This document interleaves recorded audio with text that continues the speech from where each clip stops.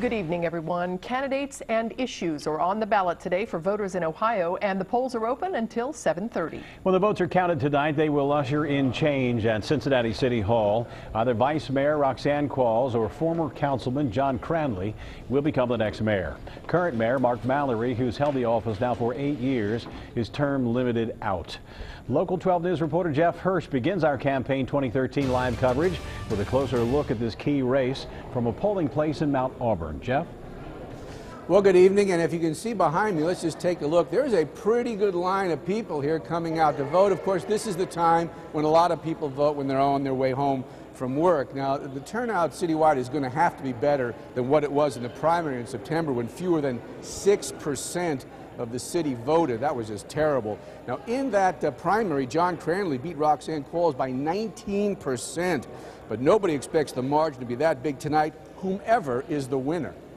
Both mayoral candidates were out early this morning casting the ballots you'd expect. I voted for myself. It is a busy day, but this is what it's all about. It's also about who will lead the city for the next 4 years, and what each candidate said at the end of the campaign mirrored what they'd said the past few months. For John Cranley, no parking deal, and especially no streetcar. Same message over and over. I've been very clear with the voters as to what my priorities are. For Roxanne Qualls, a streetcar and parking deal supporter, it was more of a policy wonky kind of message. The first thing that we're going to do is actually reinstitute the Shared Services Commission and begin to work with Hamilton County. This is not the first time Roxanne Qualls and John Cranley have run against each other.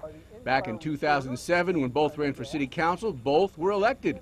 Qualls came in first, Cranley came in second. The margin, 3 votes. It may not be that close this time, but they've both been running as if it will be. I think this city's ready for change. I think that this is a critical election. Well, it's certainly a critical election, whichever side you're on. Of course, people say every election is a critical election because it's true. Now, the turnout citywide, yesterday I talked to the director of the Board of Elections, and she was thinking maybe mid to high 30%. She said 40% would be wonderful, which is kind of a sad commentary on life if 40% of the turnout is wonderful, but I think 40% is a little on the optimistic side. The polls close at 7:30. Live in Mount Auburn, Jeff Hirsh, Local 12 News. Looks like you got a pretty good line behind you though, Jeff, do you?